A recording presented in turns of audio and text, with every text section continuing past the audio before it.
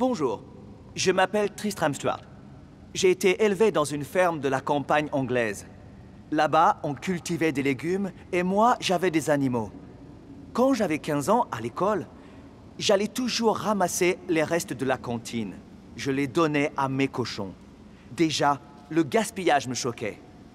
Des années plus tard, j'ai commencé une enquête sur le gaspillage alimentaire. Et j'ai vu que c'est un problème massif et mondial. Ici, dans cette usine, on traite une partie du gaspillage de Londres, la ville où je vis.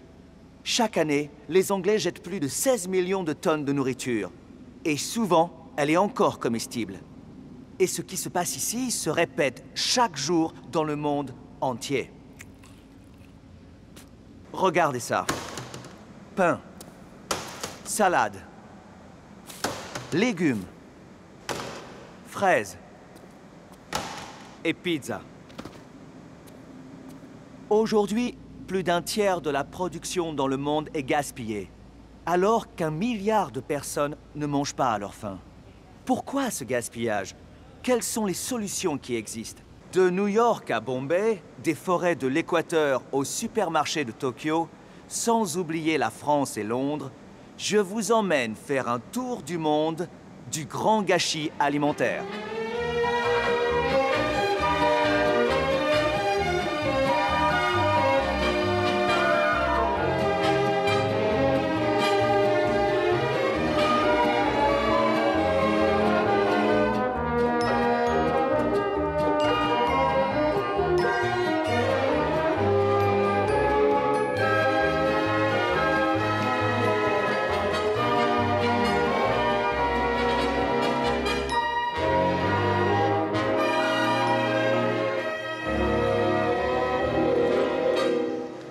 En France, chaque habitant jette 90 kilos de nourriture par an.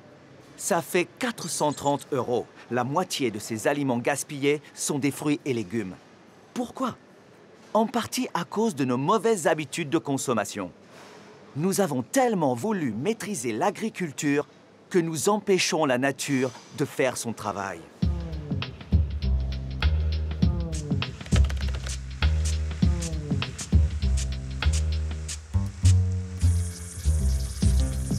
En France, premier pays producteur agricole d'Europe, le gaspillage massif de fruits et légumes n'a jamais indigné personne. Tout le monde s'en accommode et il est même intégré à notre mode de production, sans compter les caprices de Mère Nature. Je m'appelle Angélique Delahaye, je suis maraîchère en Indre-et-Loire sur l'exploitation familiale avec mon mari. Il y a eu un coup de chaud et donc le fenouil a décidé de monter à graines, de faire sa fleur.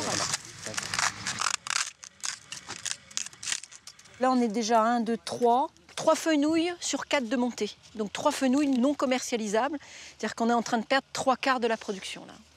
Le plus dramatique, c'est que même les fenouils qui ne sont pas à maturité ont aussi enclenché le processus de montée à graines. Ça fait partie des aléas de nos métiers. Hein. Mais quand on a un produit correct, qui peut répondre aux attentes des consommateurs et qu'on ne peut pas le vendre parce qu'il n'y a pas preneur ou qu'on nous en donne un prix tel qu'on ne couvre même pas les frais de récolte, ben c'est extrêmement démotivant, extrêmement frustrant pour nous, quoi.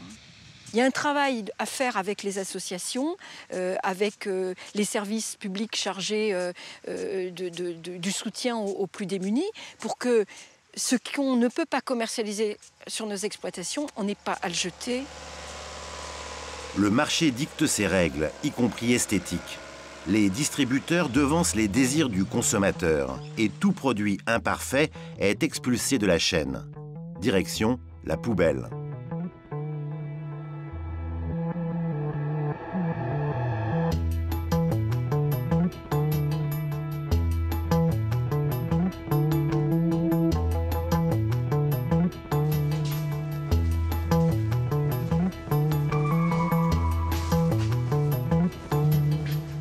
Vous avez des insectes, comme la punaise par exemple, qui s'attaquent directement au concombre. Donc en fait, elle le pique, et à l'endroit où elle l'a piqué, le fruit se rétrécit. Et puis il va continuer sa croissance après la piqûre. Et là, elle l'a piqué 3 fois. 1, 2, 3. Le fait qu'elle l'ait piqué n'empêche en rien sa consommation, n'altère pas son goût. Et comme on veut un concombre bien droit, bien lisse, machin, bien truc, tout ce qui ne rentre pas dans la norme, c'est poubelle. On peut arriver à jeter 20 à 30% de la production, oui. Pendant des années, la communauté européenne a imposé des normes sur la longueur, la couleur, le diamètre, la courbure, enfin tout ce qu'on peut imaginer pour rendre le produit esthétique, plus acceptable dans une société où tout doit être propre, lisse, beau, enfin bref. Mais l'Europe s'est dit un jour que devant les problématiques alimentaires, etc., il faudrait peut-être la courbure de concombre, c'était peut-être plus vraiment le sujet, sauf que ça n'a rien changé au cahier des charges privées des entreprises du commerce. On continue en concombre à nous commander du calibre 4,5, du calibre 5,6, du calibre 6,7, alors que sur le plan européen, ça n'existe plus. Les normes européennes sur les calibres de la plupart des fruits et légumes ont été supprimées en 2009. Mais les distributeurs n'en tiennent pas compte. Ils continuent d'exiger des produits parfaits. Et par exemple, on peut vous refuser une palette, 2 palettes ou 3 palettes de salade parce que dans un ou 2 colis, on a trouvé une tache sur une salade ou on a trouvé une feuille jaune sur une côte de chou-fleur. Alors quand il y a 10 colis, c'est pas trop catastrophique. Quand il y en a 100, 200, 300 ou 400, là, on a de quoi piquer une bonne crise de nerfs, quoi. Et dans ces cas-là, c'est le producteur qui assume les coûts de transport à l'aller, au retour, plus la perte de la marchandise. Pour le distributeur, pas de problème. Qu'on ait aussi peu de considération pour de l'alimentation, moi, ça fait en tous les cas pas partie de mes valeurs. Et je trouve que c'est immoral au regard de ce que ça représente pour les gens.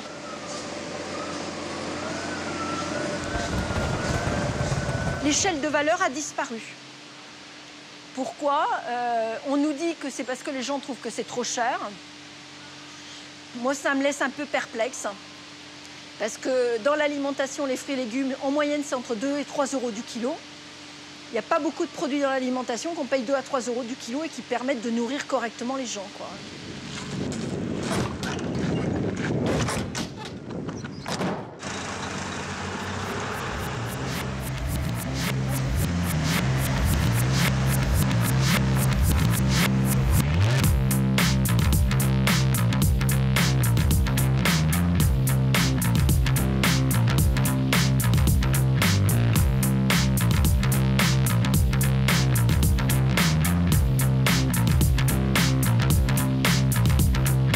Thomas Pocher, je suis exploitant d'hypermarché.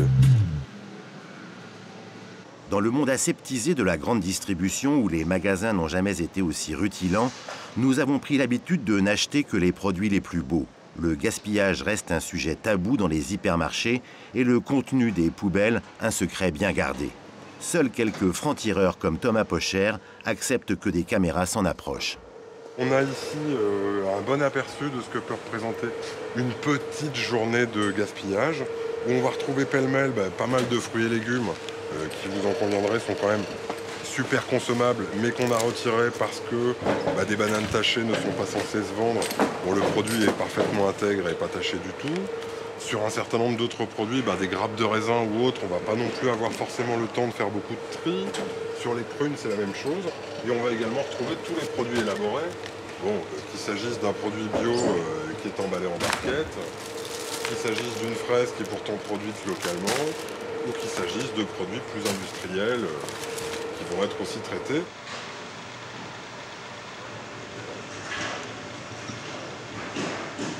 On va retrouver la même chose sur un frigo-pack de Coca, où visiblement, il y a eu aussi un certain nombre d'incidents.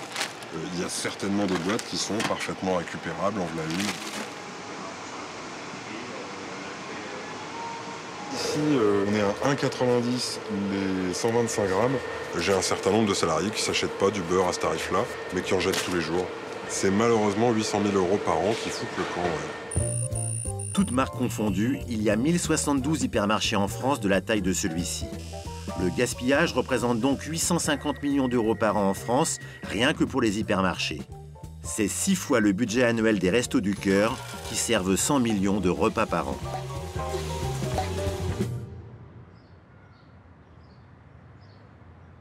On va trouver ici le stockage d'une bonne partie du pain et de la viennoiserie qui a été retiré du rayon et fabriqué en fait hier. Donc on voit que c'est des produits qui sont encore parfaitement intègres et en plus la plupart du temps dans leur emballage, qui n'ont pas été en contact avec d'autres produits. Pourtant, les précautions aidant, il se trouve qu'il n'y a plus beaucoup d'éleveurs qui osent alimenter leur bétail et notamment les cochons avec ce genre de choses. On n'a plus le droit de faire ça. Traumatisée par la crise de la vache folle, l'Union européenne a interdit en 2001 de nourrir le bétail avec les déchets alimentaires. En voulant éviter tout contact entre les animaux et les produits carnés, on a étendu le principe de précaution à des aliments qui pourraient sans risque être donnés au bétail.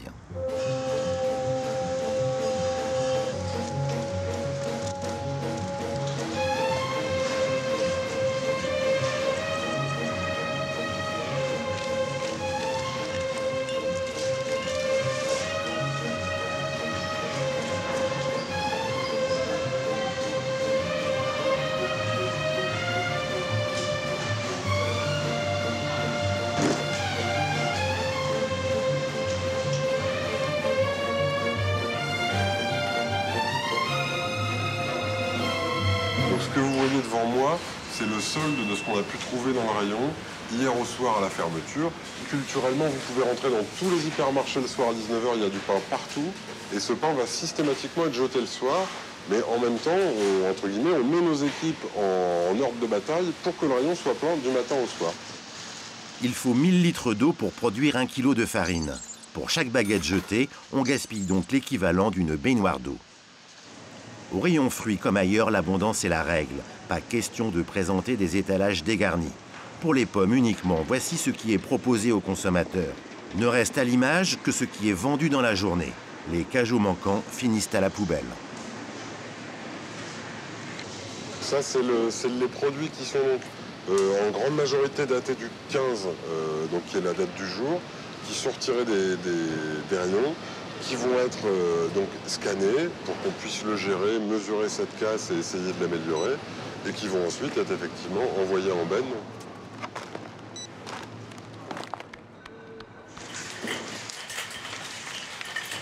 Les poubelles de l'hypermarché sont dans un hangar sécurisé à l'abri des glaneurs. C'est la hantise des distributeurs, le pillage des poubelles, voire une intoxication alimentaire dont ils seraient tenus responsables. Certains hypers vont même jusqu'à javeliser leurs déchets.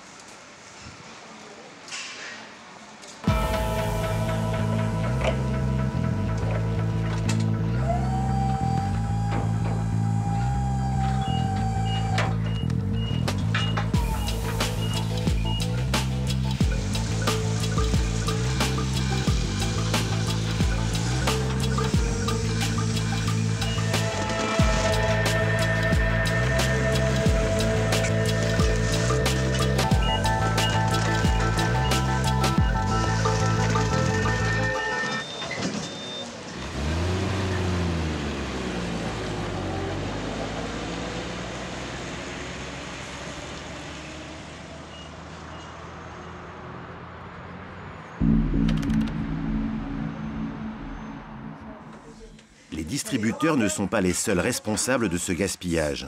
Les ménages aussi ont leur part de responsabilité. En France, chaque foyer consacre 17% de son budget à l'alimentation. En général, on fait les courses toutes les semaines. Donc toutes les semaines, tous les samedis matins, on va au marché. On achète du pain à l'avance, rarement des baguettes. C'est pas très français d'ailleurs, mais plutôt des pains qu'on peut garder, qu'on met au frigidaire et voire au congélateur. Du coup, ça nous fait la semaine. En budget d'alimentation, je pense qu'on dépense à peu près 250 € par semaine, à la fois au marché et au supermarché, et pour 5. Coût du gaspillage, 400 € par an et par foyer. Je pense plutôt qu'on jette souvent les pâtes, tout ce qu'on fait en grande quantité, les féculents, le riz, le couscous, les pâtes. J'ai pas l'impression qu'on gâche énormément, pour être honnête, puisque grâce à ce rythme régulier de courses chaque semaine, Voilà, on gère quand même à peu près ça bien. En même temps, quand on y réfléchit, là, cette semaine, ce qu'on a vu dans les ordures, c'est qu'on avait quand même un demi-coquelet, on avait un peu de viande, voilà, qui sont passés à la trappe. Donc, probablement qu'on n'a pas géré, puisque on a plutôt envie de manger ce qui va être frais et laisser de côté ce qui a déjà été mangé dans la semaine.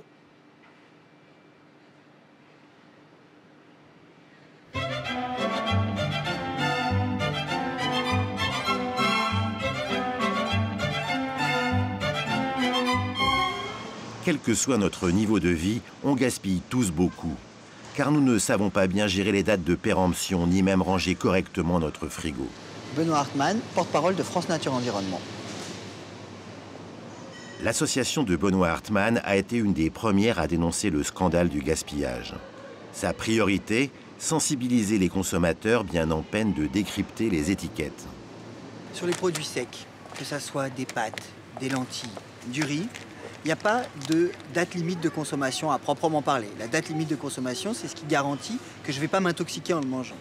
On parle d'une DLUO, c'est-à-dire date limite d'utilisation optimum.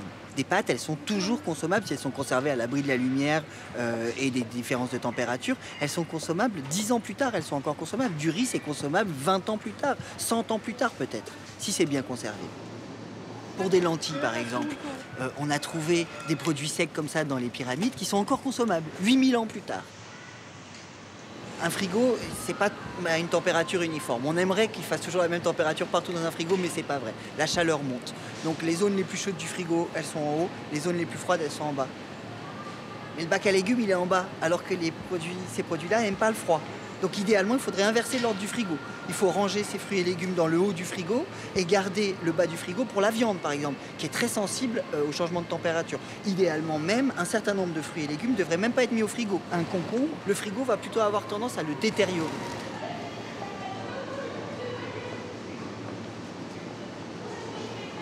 Là, il y a 6 blancs de poulet qui sont énormes. Quelle famille moyenne française de 2, 3, 4 personnes va consommer ça en un seul repas?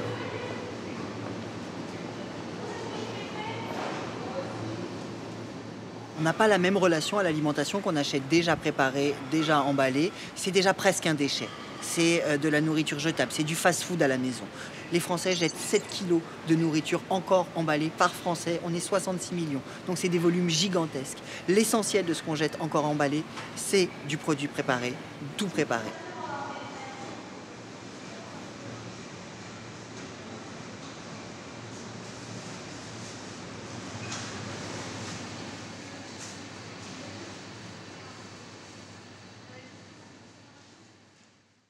Les critères cosmétiques sont une sorte de gaspillage particulièrement stupide.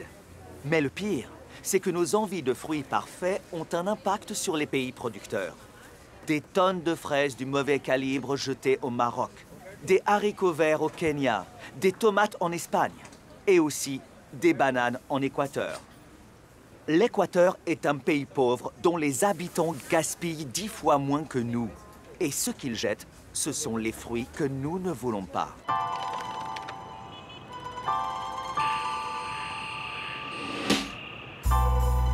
L'Équateur, un petit État d'Amérique latine coincé entre le Pérou et la Colombie.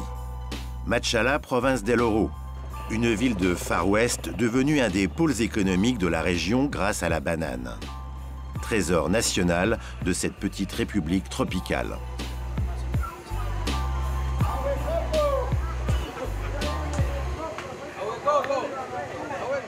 Sous mes yeux, il y a des milliers d'hectares de plantations de bananes. Nous sommes en Équateur, le plus gros exportateur de bananes au monde. C'est le fruit le plus consommé sur Terre. Une banane sur 3 qu'on mange dans les pays du Nord vient d'ici. Mais toutes les bananes n'ont pas la même destinée. L'Équateur, c'est Banana Land. 200 000 hectares sont consacrés à la culture du fruit dans le pays. La banane fait vivre 2 millions de personnes, un Équatorien sur 7. La plupart des producteurs sont à la tête de petites exploitations, mais chez les Serrano, on est dans la catégorie des poids lourds. Leur hacienda s'étend sur 3000 hectares, le tiers de la surface de Paris. Une exploitation ultra mécanisée. De l'arbre au cargo, le fruit est cueilli, traité, calibré, lavé et emballé. Mais malgré tout, le gâchis est considérable. Je m'appelle Carlos Torres, je suis ingénieur agronome, j'ai 46 ans et je suis administrateur général de cette propriété du groupe Serrano. Toutes les semaines, notre pourcentage de refus est de 15% de notre production. Et quand la production a parfois des nuisibles, et quand on transporte la récolte jusqu'à l'usine, la banane peut recevoir des coups. Et tout ça, ce n'est pas toléré par les compagnies importatrices. Mais cela ne concerne que l'aspect extérieur, parce qu'à l'intérieur, le produit est d'excellente qualité. Les grappes, qui sont d'une qualité irréprochable, comme celle-ci, sont déposées dans ce bassin.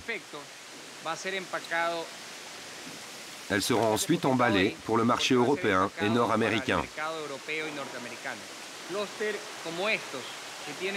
Cette grappe, par exemple, a un petit coup. Le fruit à l'intérieur est parfait, mais pas son apparence.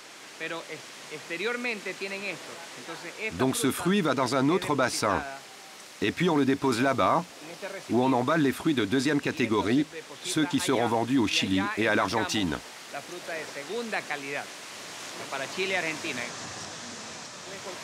Tu peux couper ces 3 doigts? Les 3 en bon état.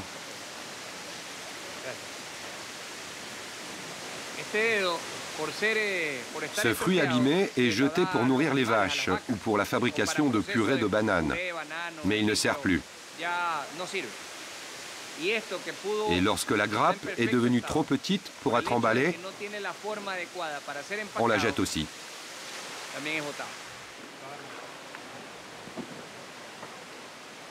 La forme appropriée, la courbure réglementaire, le cahier des charges est très strict. Aucun fruit n'échappe au contrôle. La banane a un calibre minimum de 39. Si elle n'a pas 39, on l'envoie à la deuxième catégorie. Elle doit avoir un calibre maximum de 46. Cette hacienda n'est qu'une petite partie de l'empire Serrano. Elle produit tout de même 100 000 caisses de fruits par an. Des bananes qui finiront sur les marchés de Moscou. La Russie est le premier client du pays. Un client qu'il n'est pas question de décevoir.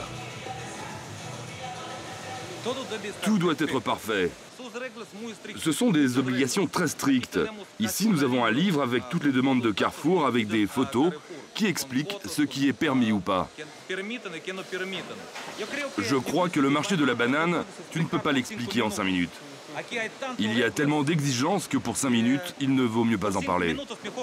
Comme disent les Britanniques, qualité, qualité et qualité.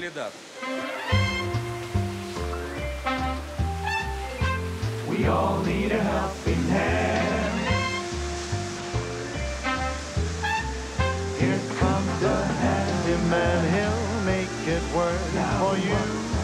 All the jobs you need to do, he'll innovate and complicate it for you.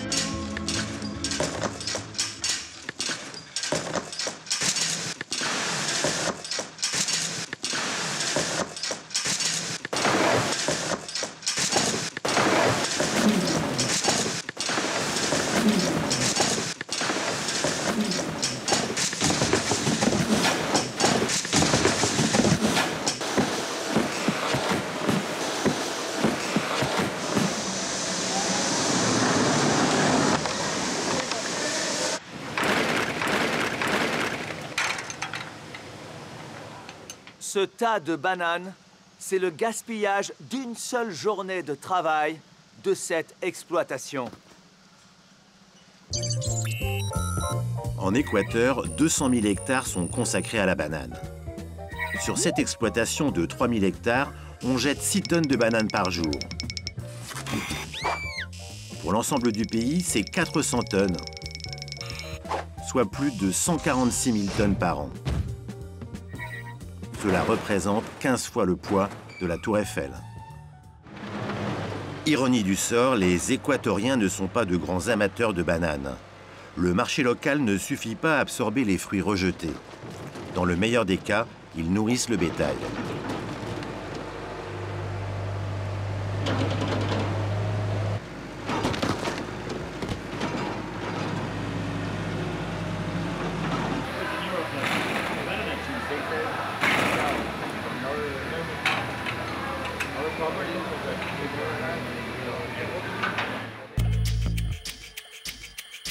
À côté des géants du secteur comme la famille Serrano, la grande majorité des producteurs de bananes sont de petits exploitants. C'est le cas de Dolores qui cultive une plantation de 5 hectares. C'est ici que le gaspillage est le plus dramatique. Si elle ne parvient pas à placer sa production sur le marché, tout part à la poubelle.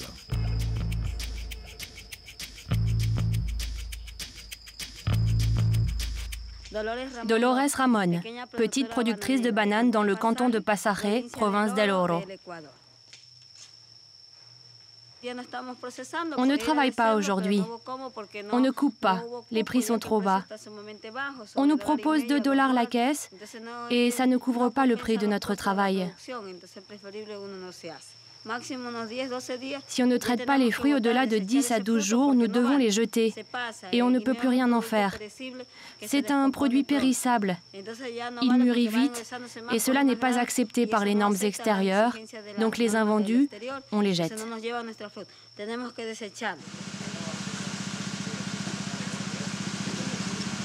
200 bananes par régime, un régime par arbre, des hectolitres d'eau engloutie et un travail de forçat pour les ouvriers agricoles qui transportent sur leur dos des tonnes de fruits.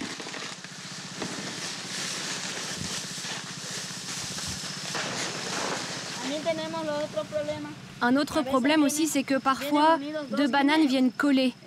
À cause de cette malformation plutôt rare, on la jette.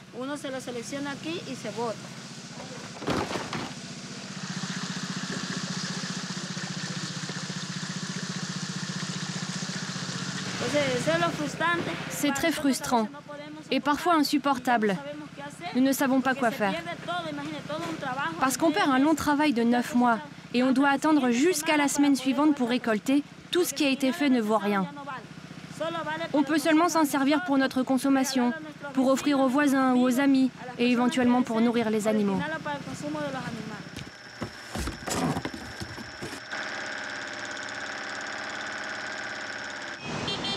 Le gouvernement fait ce qu'il peut pour tenter de limiter le gâchis. La préfecture a lancé un programme alimentaire baptisé Bananito Amigo, Banane mon ami. Une petite partie des récoltes invendues est distribuée dans les écoles de la région. Wow! Plein de bananes. On les décharge là?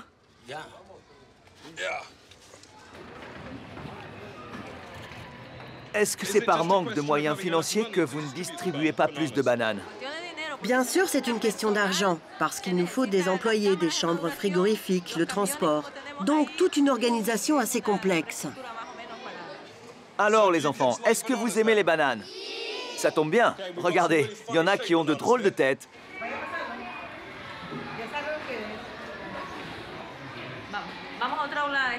Ces bananes, on ne peut pas les acheter en Europe. Mais voyez, tous les enfants les aiment bien. Qui la veut? Attrape! Nous allons voir les producteurs pour qu'ils nous donnent les bananes qui ne réunissent pas toutes les conditions pour être exportées. Et nous les offrons aux enfants. Nous avons fait un sondage à Machala et le résultat est que la majorité des enfants arrivent à l'école sans avoir pris de petit déjeuner. Voilà une solution au gaspillage. C'est pas parfait, mais j'aime mieux que les enfants mangent ces bananes plutôt qu'elles soient jetées ou données aux animaux.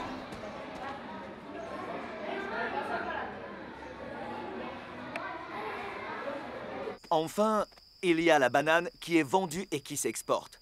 Un fruit conforme aux normes que nous avons établies. Et notre banane commence alors un long voyage de plusieurs jours en bateau. Sans certitude pourtant d'arriver jusqu'à notre assiette, car le gaspillage continue encore tout au long de la chaîne.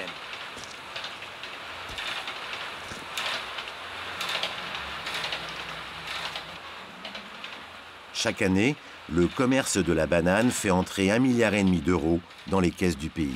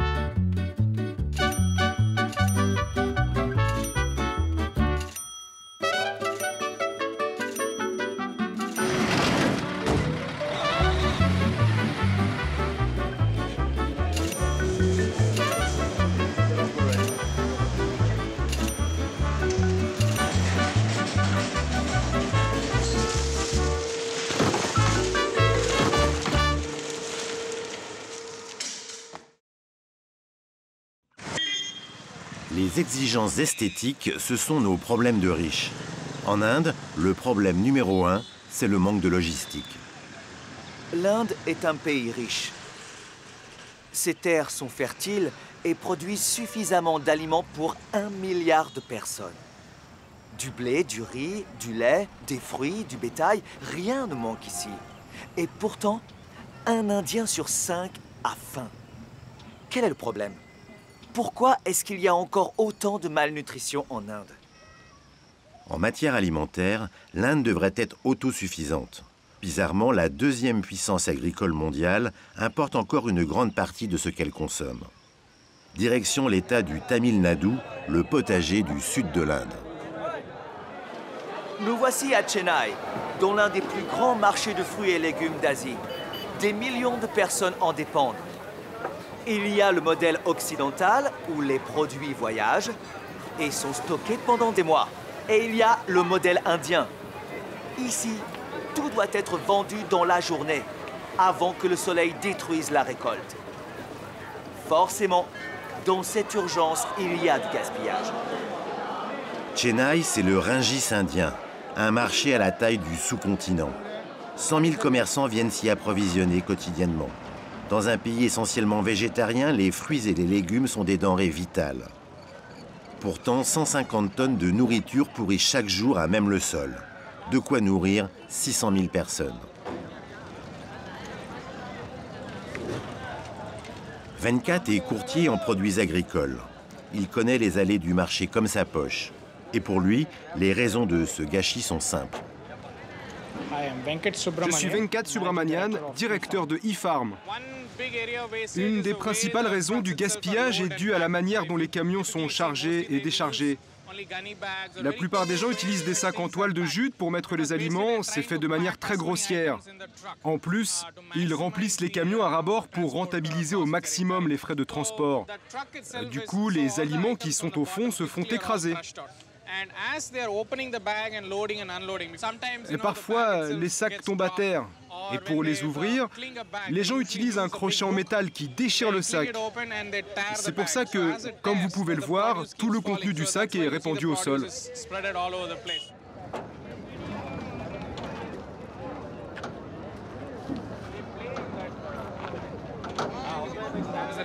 Il n'y a pas de système organisé pour que les clients passent leurs commandes à l'avance et que l'on sache exactement les quantités qui seront échangées. Ça ressemble à un grand casino où les vendeurs lancent des paris. Ils se disent « je vais vendre 100 sacs » et s'ils n'en vendent que 90, ils jettent les 10 restants.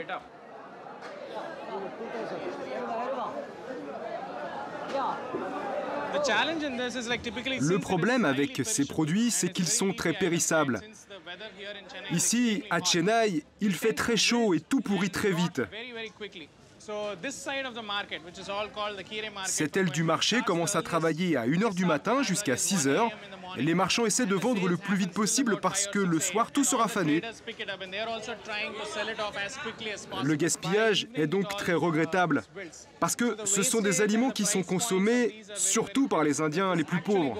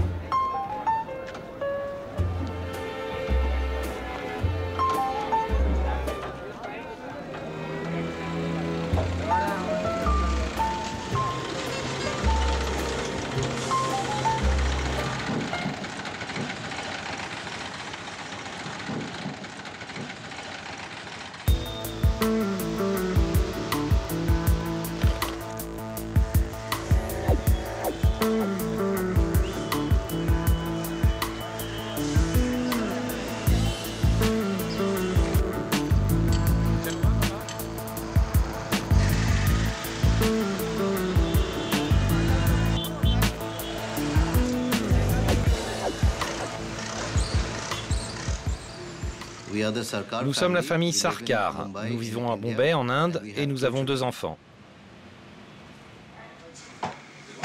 La famille Sarkar est emblématique de la nouvelle bourgeoisie indienne au mode de vie occidentalisé.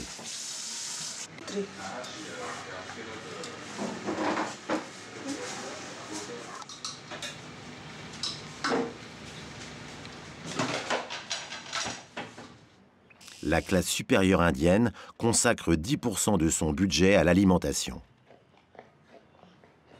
Nous sommes une famille non végétarienne. Nous consommons beaucoup de viande et beaucoup de légumes aussi. En général, nous achetons des légumes, de la viande, du poisson et des lentilles. Beaucoup de familles en Inde sont végétariennes, mais nous mangeons de la viande presque chaque jour. C'est ce qui nous différencie de la moyenne des familles indiennes. Nous essayons d'éviter le gaspillage de nourriture, donc nous congelons souvent nos restes. La viande en particulier, et tout ce que nous pouvons recuisiner. Ces temps-ci, les gens essaient de gaspiller moins, mais il y a des familles qui préfèrent les produits frais. Et eux gaspillent beaucoup.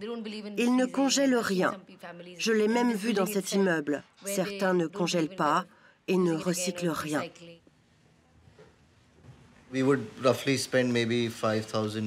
Nous dépensons en gros 5 à 10 000 roupies par semaine au supermarché. De 7 à 10% de nos revenus.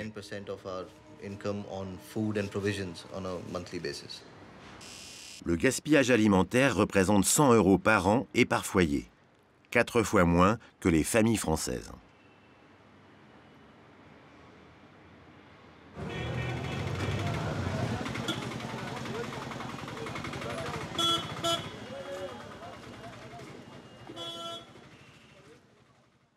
Nous savons qu'1 milliard d'êtres humains ne mangent pas à leur faim. Et à eux seuls, les États-Unis gaspillent suffisamment d'aliments pour sortir de la faim 2 fois cette population. Et l'addition est salée. 100 milliards d'euros par an. En premier lieu, le pain, la viande, les légumes et les fruits. C'est moralement condamnable et économiquement suicidaire.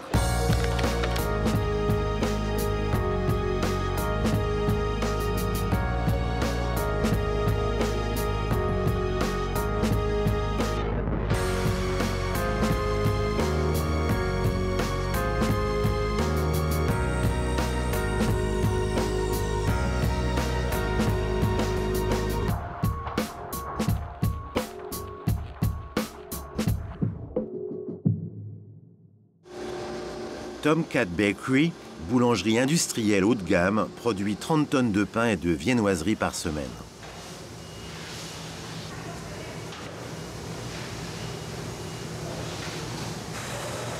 Hola, bonjour, ça va?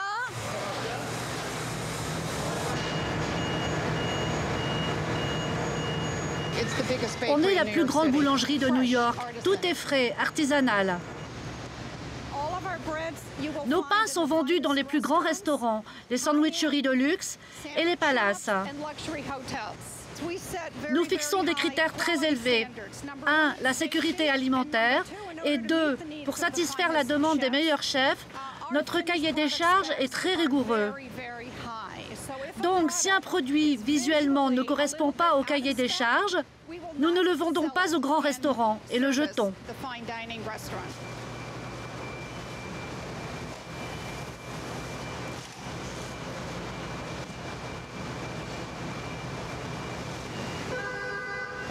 Bonjour, comment allez-vous? Ravi de vous rencontrer. Rosita. Moi, c'est Cruz. Je suis là pour le don de nourriture. Cruz travaille pour City Harvest, une organisation caritative new-yorkaise qui récupère chaque jour de la nourriture auprès des meilleurs producteurs de la ville. City Harvest fournit 300 000 repas par semaine. À New York, temple de la consommation, 20% de la population vit sous le seuil de pauvreté. Nous travaillons avec City Harvest depuis plus de 15 ans. Et à ce jour, nous leur avons donné près de 1500 tonnes de pain. Rien que l'année dernière, nous avons donné plus de 150 tonnes de pain.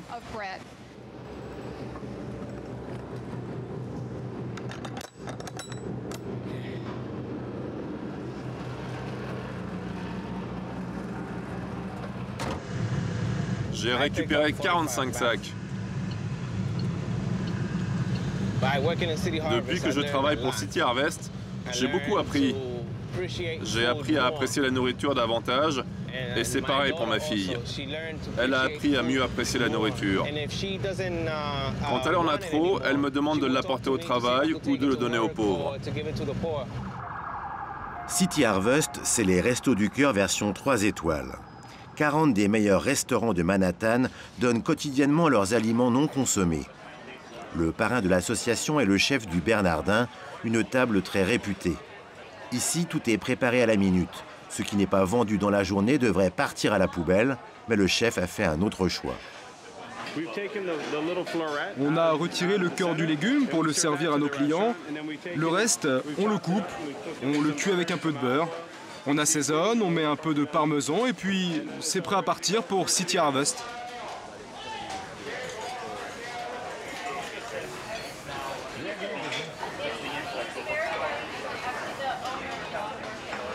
Je m'appelle Eric Ripper et je suis le chef du Bernardin à New York. Dans les restaurants, à la fin de la journée, on a toujours des restes. Je ne connais pas un restaurant qui n'a pas de restes. Mais le fait qu'on ait une organisation qui puisse récupérer ces restes, ça évite qu'on mette toute la nourriture à la poubelle. Let's go. Yeah, it's fine. Thank you, Bill. C'est vrai que dans l'Occident, d'abord, la nourriture n'est pas chère par rapport à nos salaires. Donc c'est quelque chose qui n'a pas tellement de valeur comparé à certaines cultures où le salaire par rapport à un kilo de riz est presque similaire. Donc le kilo de riz, il est sacré quelque part. Donc on a peut-être un peu perdu quand même ce respect pour les ingrédients. Par rapport à ne serait-ce que 50 ans en arrière. Moi, je me rappelle, mes grands-parents, pour eux, le pain, c'était sacré, quoi. Ils avaient connu en plus les deux guerres et ils avaient souffert de malnutrition. Et cette génération-là, ils étaient très respectueux des produits, on ne jetait rien. C'est quand même important, je crois, de ramener ces valeurs, de repenser que la nourriture, c'est pas quelque chose qui est comme ça, tombé dans nos mains. Ok, good. Excellent. So we all set? Thank you so much for this food. Merci beaucoup pour ce don. You're welcome. I sign? Yes. Right here, got it. Thank you so much. Merci bien. Merci. Portez-vous bien et on se voit la prochaine fois, ok? Take care. Quand on regarde à l'intérieur de soi-même, on ne peut pas accepter que son voisin n'ait pas à manger. C'est pas possible. C'est tellement bon que je dois fermer la clé pour être sûr que personne ne se serve avant que je le distribue.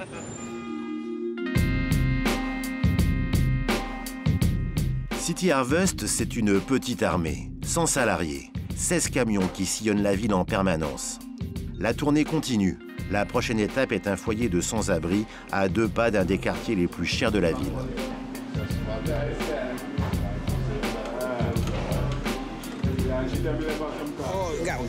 Il y a du pain à l'ail, c'est du bon pain. Il y a du pain italien. Vous avez de tout aujourd'hui.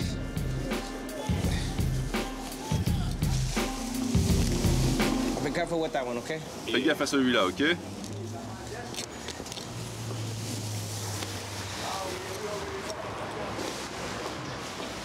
Quatre autres sacs.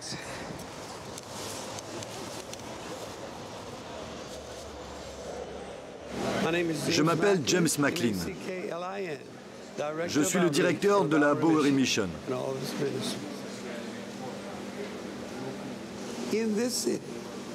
Dans cette ville, laisse-moi te le dire comme je le pense. Tu peux manger et être à la rue, ou même payer un loyer et crever de faim.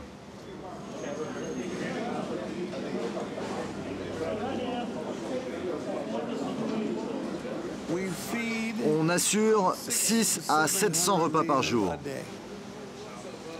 Pas seulement ici, mais dans 5 foyers à travers toute la ville et jusqu'à Coney Island. J'étais là quand City Harvest a commencé à venir ici. Ils nous soutiennent beaucoup. Ils nous apportent 2-3 fois par jour de la nourriture. Parce qu'ils savent qu'on va la donner à ceux qui en ont besoin.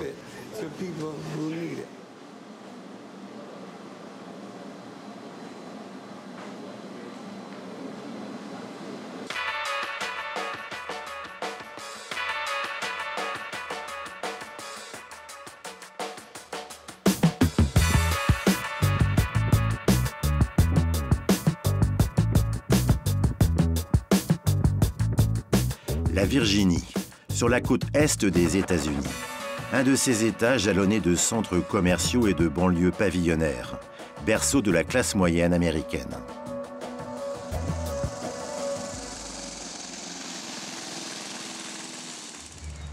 On est les Studgill et on habite Exmoor, en Virginie.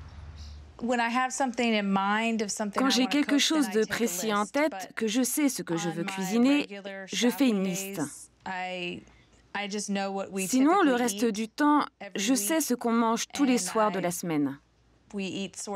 C'est toujours un peu pareil. Un soir, ça va être des tacos, le lendemain des spaghettis. En fait, on achète toujours un peu la même chose.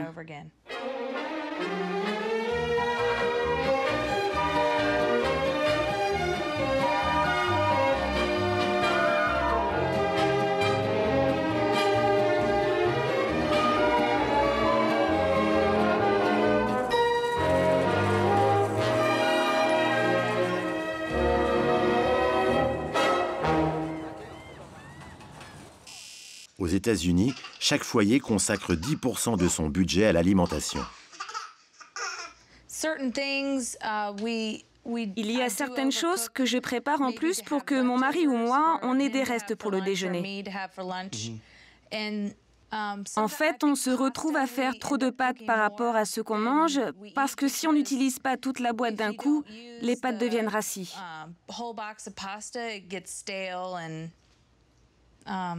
Donc j'essaie de cuisiner toute la boîte et parfois ça reste au réfrigérateur et on ne le mange pas. Dans les écoles publiques où je travaille depuis quelques années, on sert un encas le matin et un repas à midi. Les enfants en mangent le quart et tout le reste est balancé. Aux États-Unis, le coût du gaspillage, c'est 600 € par foyer et par an, 6 fois plus que les ménages indiens.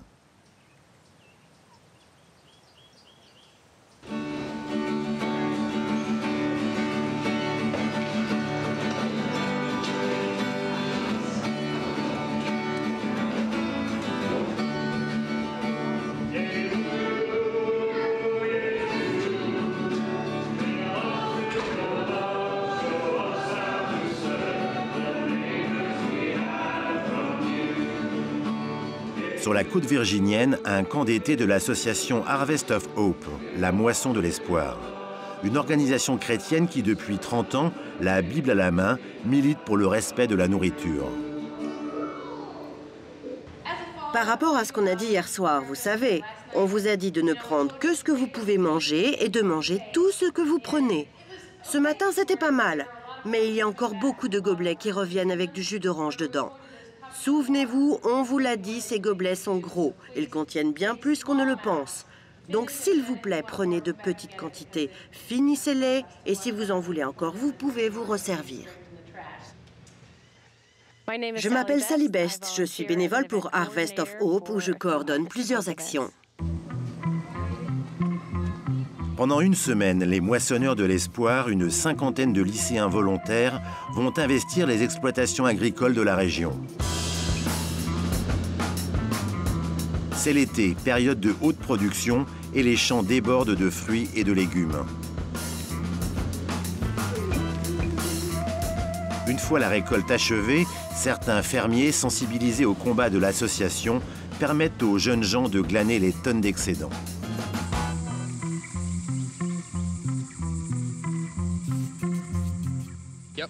W.T. Nottingham, je suis le patron de cette exploitation à Cape Charles, en Virginie.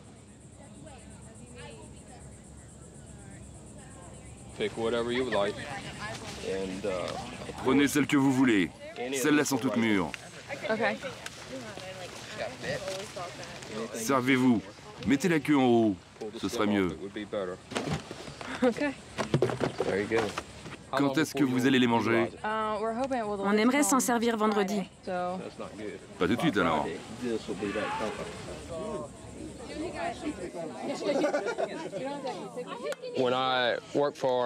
À l'époque où je travaillais pour des compagnies de tomates ou que je dirigeais des exploitations en leur nom, il leur fallait des tomates qui avaient atteint leur taille définitive, mais qui étaient encore vertes. Ils refusaient toutes les tomates qui avaient un début de coloration. Ils faisaient comme ça, ils prenaient une tomate et la coupaient en deux. Et s'ils ne tombaient pas sur des pépins, c'est qu'elle avait atteint un stade suffisant pour qu'une fois mise en entrepôt, elle continue à mûrir. Si vous regardez cette tomate, vous voyez qu'elle a suffisamment de gelée pour que quand je la coupe en deux, les pépins passent au-dessus ou en dessous de la lame. Ils ne tombent pas. Ils n'acceptaient pas de tomates plus rouges que celle-ci. Donc tous les McDonald's, tous les Hardee's, les Wendy's, toutes les enseignes de fast-food, c'est ça qu'ils voulaient qu'on leur donne. Elles mûrissent dans un environnement contrôlé et elles n'ont pas beaucoup de goût, je trouve. Les groupes pour lesquels je travaillais m'ont demandé un jour « Tu sais pas comment on pourrait vendre quelques tomates de plus ?» Je leur ai répondu « Pourquoi ne pas produire quelque chose qui a du goût ?» Ils m'ont dit « Qu'est-ce que tu racontes, ça va pas ?» Je leur ai dit « Non, ces tomates vertes, elles n'ont aucun goût. » Ils ont dit « Mais on peut pas faire la différence entre une tomate qu'on fait mûrir dans une chambre spéciale et une autre tomate. » Je leur ai répondu « Ben c'est sûr, si pour vous c'est la même chose, vous ne pouvez pas faire la différence. Mais moi qui connais les tomates, je peux vous en parler. » Ce qui est amusant, c'est que quand ils se sont mis à vendre des tomates cerises, qui se récoltent mûres, ça avait du goût, et ça s'est très bien vendu. Je ne travaille plus pour les compagnies de tomates, mais pour moi c'est évident. Si tu cultives quelque chose qui a du goût, ça se vend.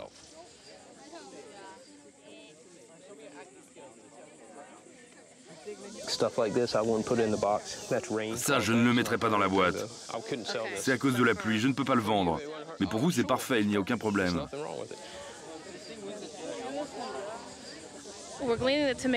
Nous glanons des tomates pour les distribuer à des associations des environs.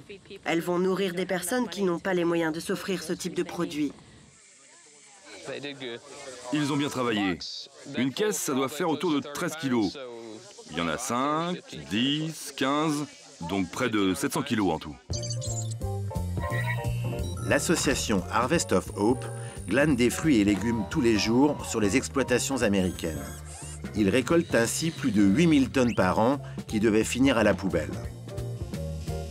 8000 tonnes, c'est le poids de 19 à 380.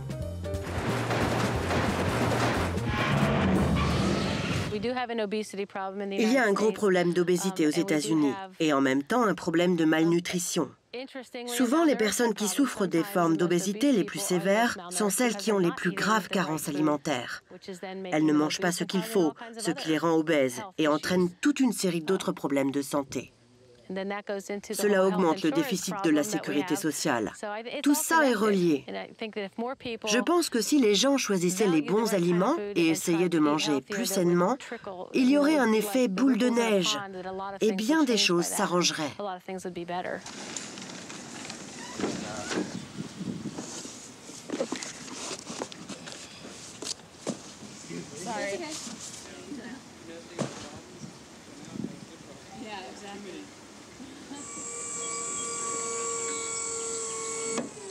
La cueillette du jour part à la banque alimentaire. Été comme hiver, 30 000 moissonneurs de l'espoir glanent les champs d'une vingtaine d'États américains. Direction la campagne, à 1 heure de New York, lieu de villégiature des citadins stressés. Au début du XXe siècle, cette ferme fournissait la famille Rockefeller en produits frais. Aujourd'hui, Stone Barns est une fondation, une exploitation modèle, vitrine d'une agriculture raisonnée. Un monde parfait où le gaspillage est banni. Dan Barber. Je suis le chef et propriétaire du restaurant Blue Hill à Stone Barns, dans l'État de New York. Il faut qu'on arrête de réfléchir en termes de consommation. Je crois qu'on doit commencer à se voir en tant que coproducteur. Parce que quand tu te représentes les gens comme des coproducteurs, tu te mets à envisager sous un angle nouveau ta relation au monde. Et si tu as un jardin, un pré, une ferme, les déchets de la ferme servent de carburant pour les légumes, qui serviront de carburant pour les animaux, qui serviront de carburant pour nous, et ainsi de suite. C'est un cercle. Si on fait bien notre boulot, restaurant et ferme ensemble, il y a très peu de pertes.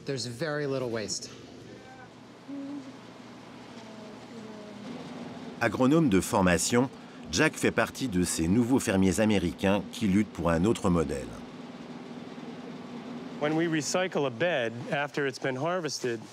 Quand on recycle une allée après la récolte, on retire toutes les matières végétales et ça part au compost ou au cochon si la qualité est suffisante.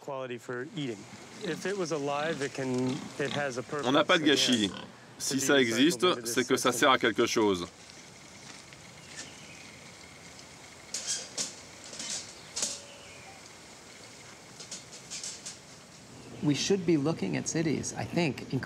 On devrait envisager les villes de plus en plus comme des lieux d'abondance et de diversité des déchets qu'on peut transformer en terreau fertile, en énergie et en délicieuses saveurs. Les gens ne connaissent pas grand-chose à l'agriculture, ni à son économie.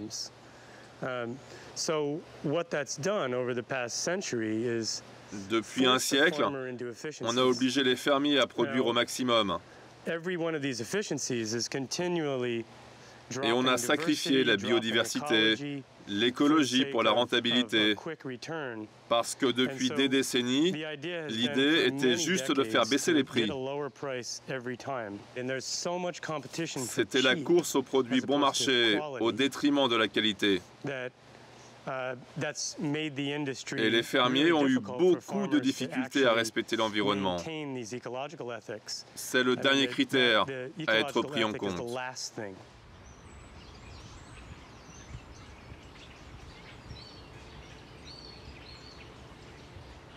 Moi, je veux du goût. Je veux des saveurs dans la cuisine. Je ne vois pas ce qu'il y a de mal à ça. C'est pour ça que je suis optimiste pour l'avenir de ce mouvement. Parce que c'est de l'hédonisme. C'est hédoniste. Qu'est-ce qui peut me rendre heureux? Bien manger déjà. Si je te dis que pour l'environnement, il faut que tu tries tes déchets, ta motivation à le faire durera le temps de cette conversation, n'est-ce pas? Mais si je te dis, la carotte que tu viens de manger et qui est tellement bonne que tu as envie d'en offrir à ta famille et à tes amis, cette carotte-là, tu peux l'obtenir en faisant ces petits gestes en plus. Si je te dis, fais des efforts pour obtenir cette nourriture délicieuse, c'est quelque chose que tu feras parce que tu recherches du plaisir.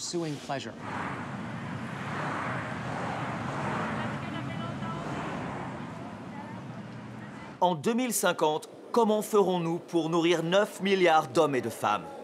Nous n'avons pas le choix. Il faut cesser de gaspiller. Car aujourd'hui, on produit déjà 2 fois plus que nécessaire. Au Japon, chaque mètre carré est précieux et les ressources du pays sont limitées. Ils ont même un mot pour condamner le gaspillage, mottainai. Il y a 10 ans, les Japonais ont fait ce que nous devrions tous faire, réglementer de façon très stricte le recyclage des déchets.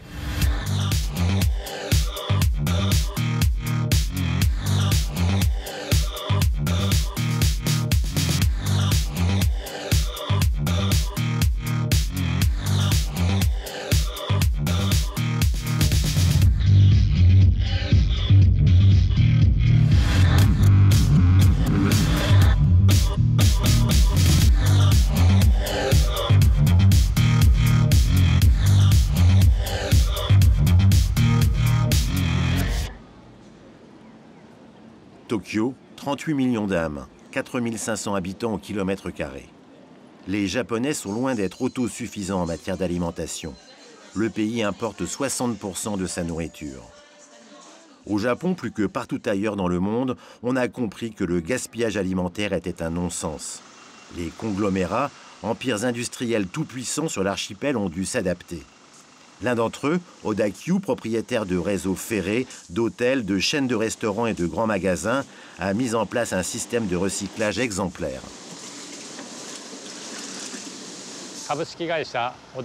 Takahashi, responsable du recyclage chez Odakyu.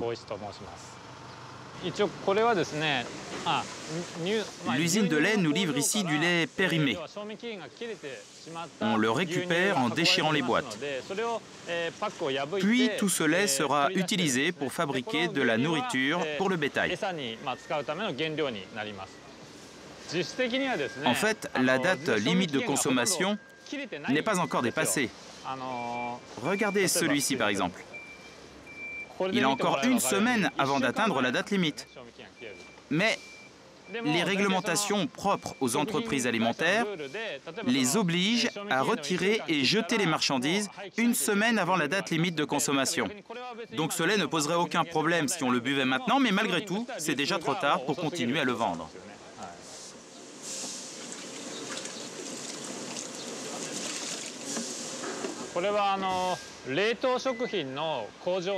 Cela vient d'une usine de produits surgelés. Ce sont des boulettes de riz qui ont été fabriquées en trop grande quantité ou qui ont une forme irrégulière. Alors, on nous les apporte.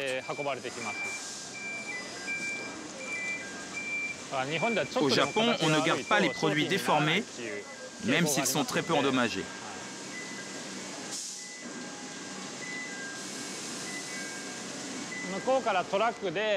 Les camions chargés de déchets alimentaires arrivent par là et on les décharge ici. Ensuite, on pèse et on enregistre le contenu. Grâce au code barre, on peut mettre dans l'ordinateur toutes les informations sur la date, la provenance, la quantité des déchets.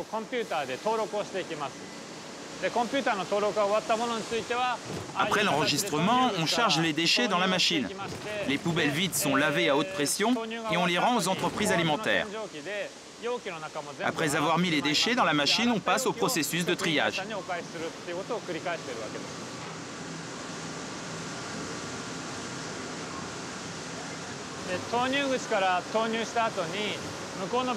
On demande aux entreprises avec qui on travaille de ne pas laisser de corps étrangers dans leurs déchets alimentaires. Mais ce n'est pas toujours le cas. Alors on vérifie tout manuellement ou grâce à un détecteur de métaux. Après le triage, on passe à l'étape du broyage. À ce moment-là, les déchets sont sous la forme d'un liquide épais et cela arrive dans le silo.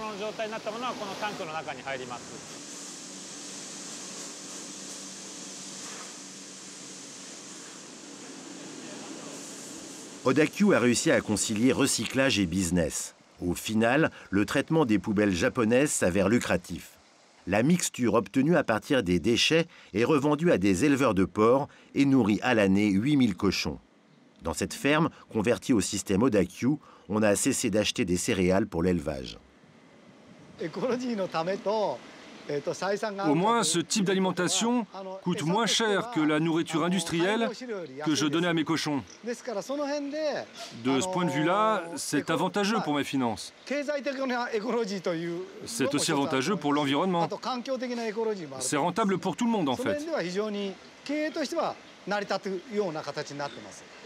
Si on compare le prix de l'alimentation précédente à ce produit plus écologique, cela me revient moitié moins cher.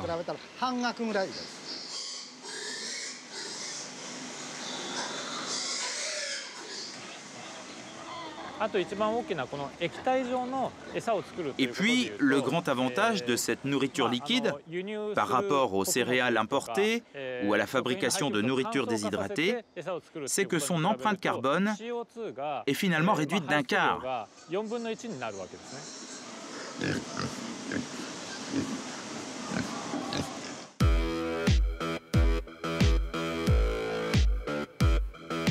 Chez Odakyu, rien ne se perd, tout se transforme et chacun y trouve son compte. Et dans les rayons de ces supermarchés, le groupe vend du porc bio. Des cochons labellisés, nourris avec la pâtée maison, issue des poubelles. Mais pour en arriver là, il a fallu une loi, votée il y a 10 ans, qui oblige toute l'industrie alimentaire japonaise à traiter ses déchets. La loi sur le recyclage alimentaire a été votée parce que le taux d'autosuffisance du pays est d'à peine 40%. C'est un chiffre extrêmement bas pour un pays développé. En même temps qu'on importe beaucoup de céréales de l'étranger, on jette aussi beaucoup d'aliments. C'est un immense gaspillage et une situation paradoxale.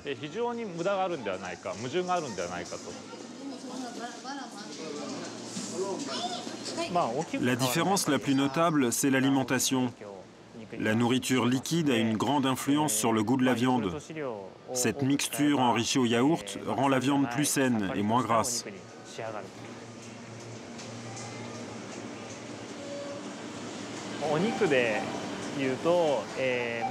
Si je vous donne un exemple pour la viande, on commence à baisser le prix à partir de 6 heures du soir, à la veille de la date limite de consommation, pour pouvoir tout vendre ce jour-là.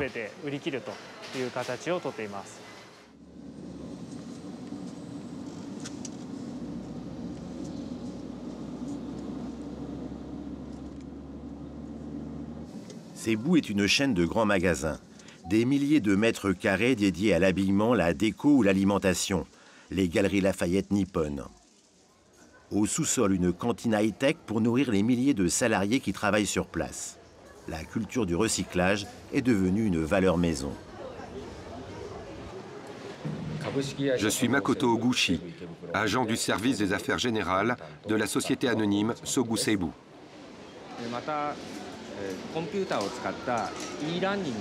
Tout au long de l'année, nous apprenons à nos salariés à réduire leurs déchets. C'est de la sensibilisation à l'environnement. Nous avons aussi des formations par ordinateur pour expliquer aux salariés notre politique environnementale. Dans cette cantine, 3500 employés prennent un repas par jour. Cela crée 100 kg de déchets qui seront transformés en 30 kg de compost.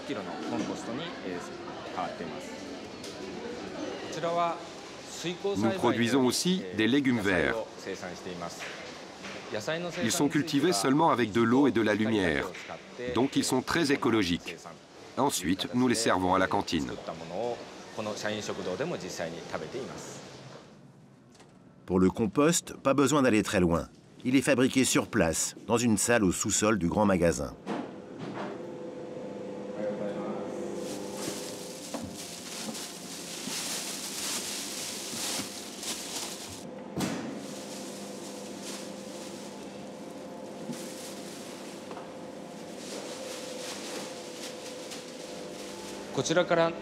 D'abord, on met les déchets là. Ensuite, tout est mélangé dans la machine. Et au bout de 24 heures, cela devient du compost.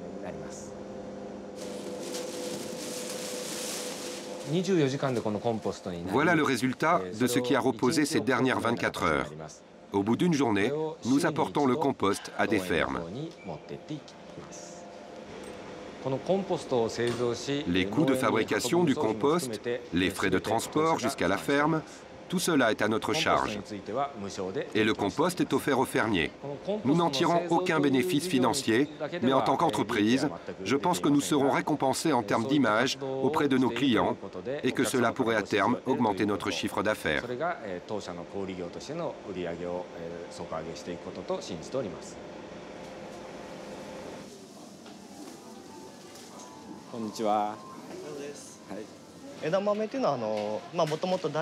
Les soja verts sont récoltés encore jeunes. Et c'est un des aliments préférés des Japonais pour grignoter en été. Ce sont des sojas cultivés avec du compost, issus des déchets alimentaires de ce magasin. C'est un légume délicieux et très populaire. Sur cette affiche, nous informons les clients que c'est un produit cultivé avec du compost.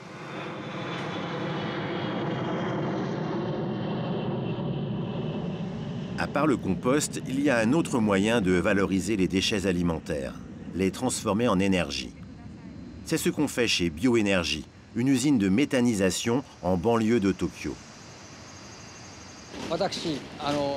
Je m'appelle Toshio Mogi, administrateur de la société Bioénergie. Je vous remercie pour votre visite aujourd'hui.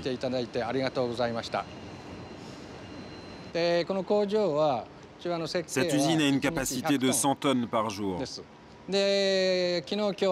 Hier, nous avons reçu 90 tonnes. Nous recyclons tous les aliments. Du moment que c'est comestible, même si les aliments sont salés ou frits, cela reste possible. Évidemment, si on nous apporte 10 tonnes de sel, on ne peut pas les recycler. Personne ne mange autant de sel. Il faut que l'on reste proche de l'alimentation humaine. Ça détermine la qualité du gaz.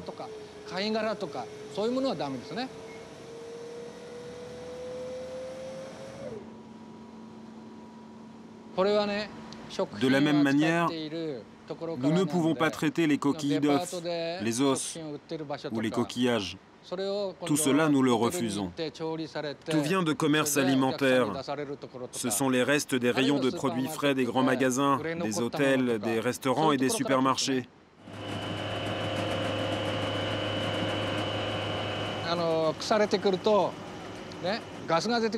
Quand ça commence à pourrir, cela produit du gaz bionique qui contient 60% de méthane.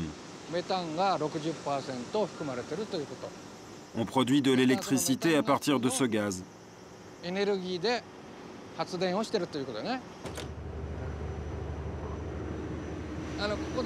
Nous produisons suffisamment d'électricité pour alimenter 2400 foyers.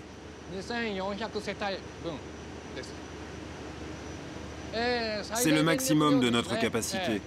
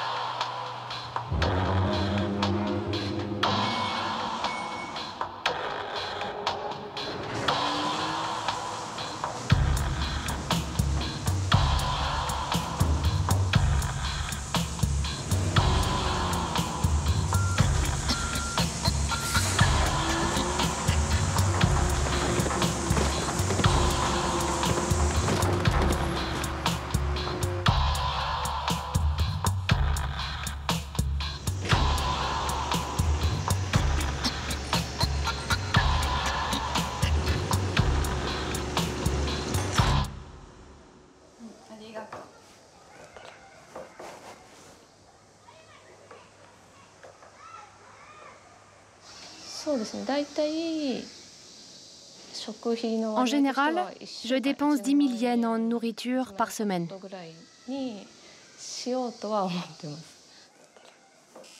Au Japon, chaque foyer consacre 20% de son budget à l'alimentation.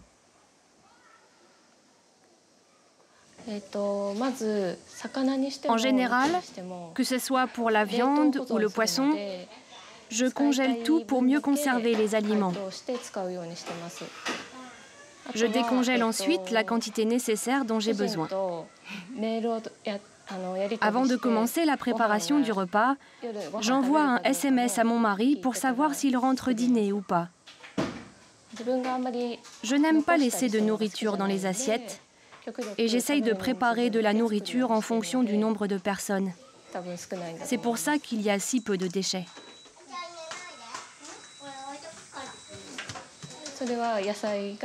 Pour pouvoir conserver les légumes le plus longtemps possible, je les mets dans des sacs en plastique. J'utilise beaucoup d'oignons dans ma cuisine. Donc je les découpe et les garde dans une boîte pour m'en servir au fur et à mesure. J'essaye de ne pas dépasser 10 000 yens par semaine pour les courses de nourriture. Coût du gaspillage, 300 € par foyer et par an, 2 fois moins qu'aux États-Unis.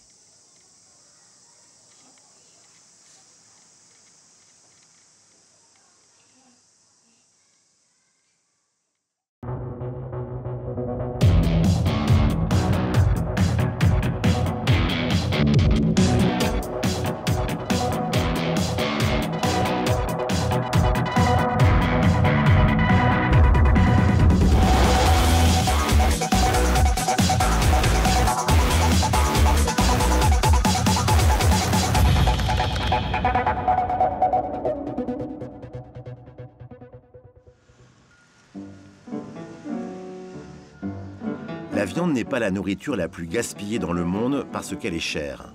Mais ce qui est gaspillé a un coût environnemental très élevé. Pour produire 1 kg de bœuf, il faut 15 000 litres d'eau. Pourtant, dès l'abattoir, une partie de la viande ne trouve pas le chemin de nos assiettes. Nos repas sont standardisés. Nous réclamons tous du steak ou du rôti et rejetons les morceaux les moins nobles. En Angleterre, les abats ont une très mauvaise image. Peu de monde mange la langue, la cervelle et les tripes.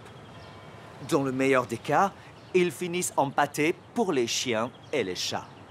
C'est une véritable idiotie, parce que les pieds de cochon comme en France ou les poumons grillés comme en Chine, c'est délicieux. En outre, on mange de plus en plus de viande, et cela contribue à la déforestation et au réchauffement de la planète. Arrêtons de marcher sur la tête. et retrouvons le plaisir de manger les abats comme nos parents le faisaient. Au nord de Londres, les halles de Smithfield Market, le marché de la viande où viennent s'approvisionner les bons restaurateurs de la ville.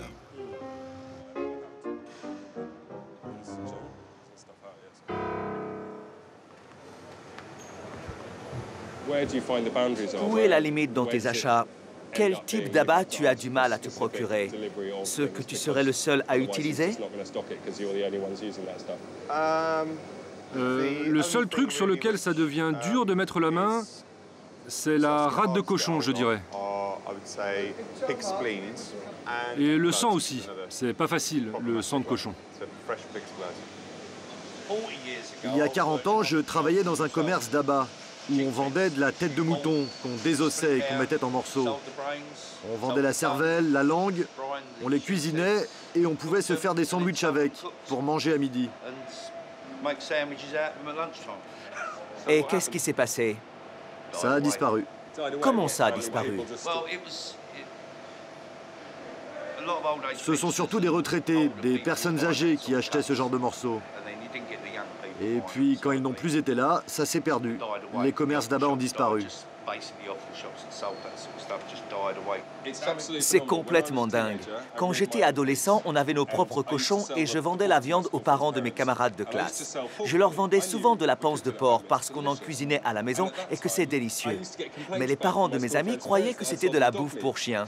Ils disaient que je les arnaquais parce qu'ils ne savaient pas quoi faire avec. Depuis peu, c'est revenu à la mode. Ça me fait espérer qu'un jour, les commerces d'abats puissent renaître. Ça semble délirant aujourd'hui.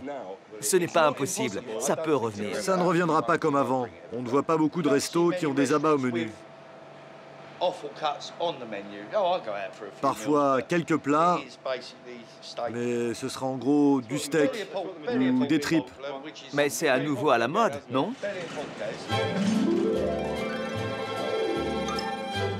À Paris, à New York ou à Barcelone, la mode des bistrots et des plats à l'ancienne commence à remettre les abats au goût du jour. À Londres, le St. John a longtemps été vu comme une bizarrerie.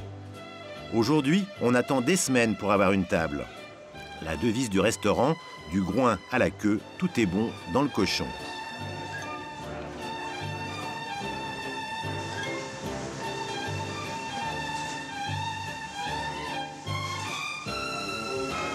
Ça pèse combien, ça? 2 kilos. 2 kilos de viande. Je m'appelle Fergus Anderson, chef et propriétaire du restaurant St. John. C'est super de voir ça là dans cette cuisine, alors qu'on trouve rarement du cœur de bœuf dans une cuisine ordinaire. Les gens qui viennent ici pour la première fois regardent la carte, essayent un bout de ça, et ils n'en ont jamais mangé avant. Et pour eux, c'est une sorte de révélation quand ils se mettent à table pour y goûter. Oui. Au début, le menu leur fait un peu peur. Mais il n'y a rien d'effrayant. C'est délicieux. Alors, vous pouvez nous montrer comment vous le cuisinez?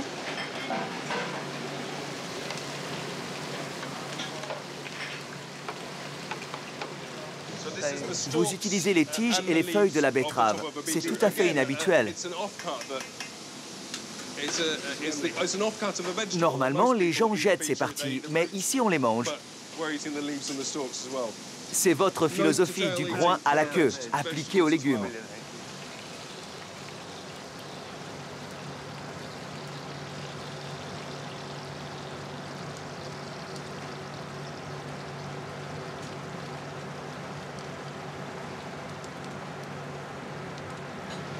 Et qu'est-ce que c'est?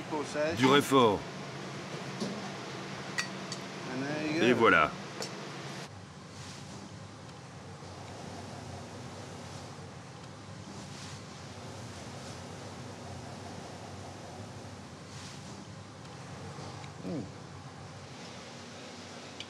C'est tout simplement délicieux. Je ne vois pas pourquoi on n'en mangerait pas.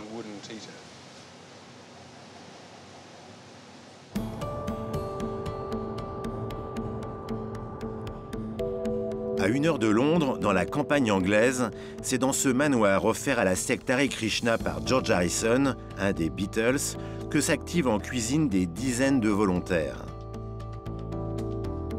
Ils préparent un curry géant pour 5000 personnes qui sera offert demain au cœur de Londres.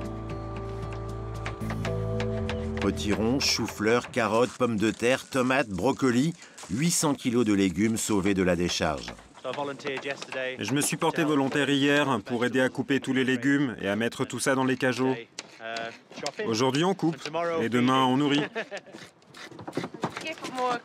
Si tous les consommateurs avaient conscience de la quantité de ce qui est gaspillé aujourd'hui, à mon avis, ils diraient tous ensemble « On n'est pas d'accord, on est prêt à acheter des carottes imparfaites, on s'en fiche ». Oui, comme celle-là. Vous ne seriez pas prêt à payer plus pour celle-là? Elle est magnifique, c'est une œuvre d'art.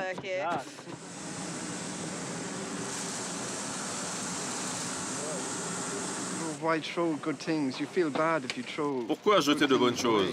On a mauvaise conscience et en plus ça pollue les nappes phréatiques.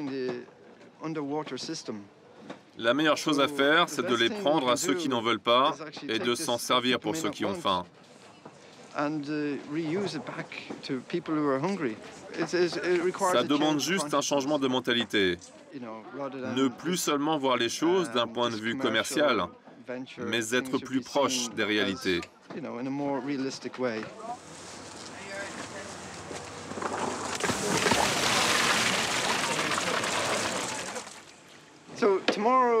Demain, à 4 heures du matin, on allumera le gaz et on commencera par préparer les carottes et les pommes de terre, parce que ça prend un peu plus de temps à cuire. Ensuite, on cuira à la vapeur le brocoli et le chou-fleur. Tous les légumes seront séparés. On récupère 10 tonnes de nourriture toutes les semaines. Et ça, rien qu'avec 2 supermarchés. De belles tomates, des produits que vous auriez du mal à acheter vous-même sont à disposition.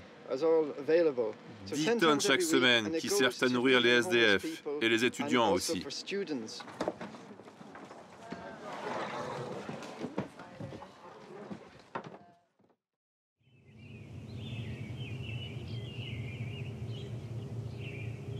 Le lendemain à l'aube, c'est l'heure de cuire le curry géant. Rien d'extraordinaire pour le chef. Ici, on prépare chaque jour des centaines de repas pour les plus démunis.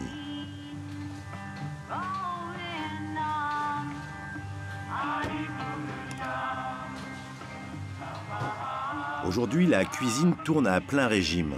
Il faut 500 kg de riz pour accompagner les légumes qui ont mijoté 5 heures.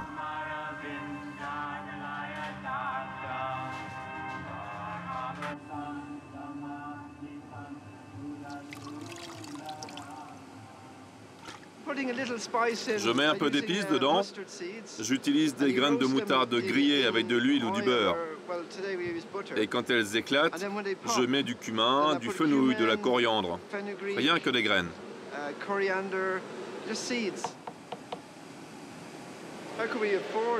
Comment on pourrait se payer ça? Il y en a pour 6 000 livres pour tous les légumes, le beurre. Tout ça coûte une fortune. Et là, tout est gratuit.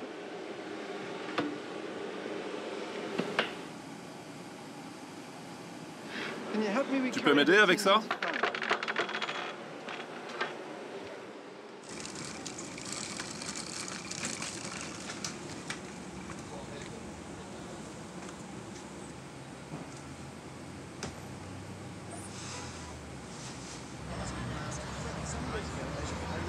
Tristram Stuart a choisi Trafalgar Square, une des places les plus célèbres de Londres, pour organiser la 2e édition de son banquet géant.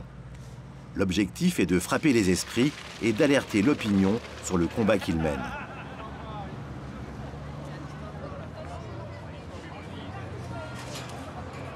On distribue du curry chaud et du riz à 5000 personnes. C'est de la nourriture qui autrement aurait été gaspillée. Des carottes tordues, des produits biscornus. C'est pour montrer que la nourriture, c'est trop bon pour être gaspillé. Le maire de Londres va arriver. On l'attend pour servir le curry. OK? On peut déplacer les poubelles pour dégager le passage. Il pourra entrer directement par ici. Bonjour, monsieur le maire. Venez.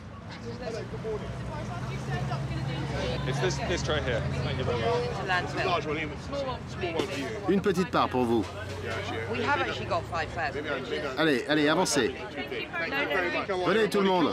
Par ici. Voilà, monsieur. Le maire de Londres veut faire de sa ville un exemple. Chaque année, Londres gaspille suffisamment de nourriture pour remplir 12 000 bus à étage.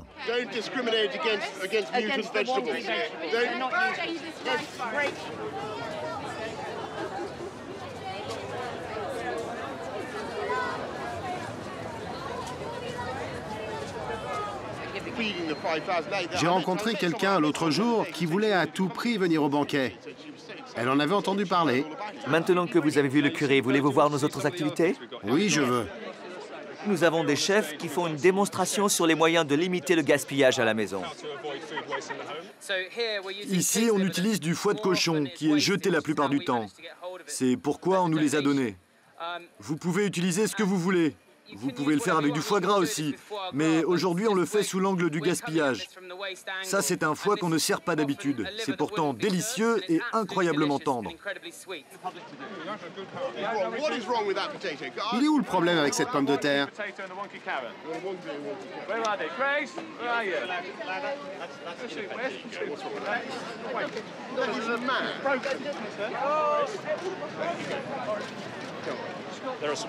Des sujets très graves sont évoqués ici. J'ai appris par exemple que 70% de la nourriture destinée aux cochons doit être importée. C'est en grande partie du soja qui est cultivé en grignotant sur la couverture forestière. Donc il y a tout un tas de raisons pragmatiques très importantes, mais je suis ici également parce que la nourriture, c'est le fruit de la terre. C'est le travail de la main de l'homme, et c'est sacré.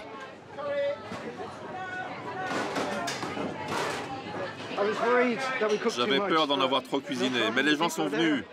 C'est super. Ceux qui ont aimé le curry, levez la main. Il était délicieux, non? Si nous n'avions pas fait un curry ici avec ces aliments, ils auraient tous été gaspillés. Ils auraient terminé en nourriture pour bétail ou on les aurait laissés pourrir dans les champs. Et pourquoi? Parce que les supermarchés sont très stricts sur l'apparence des fruits et légumes. Il faut que nous réagissions.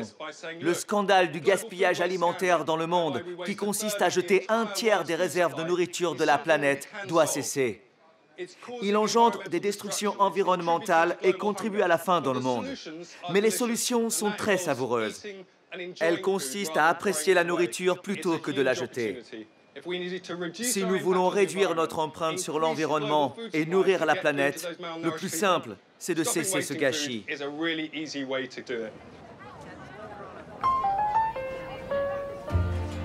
La prise de conscience est en marche.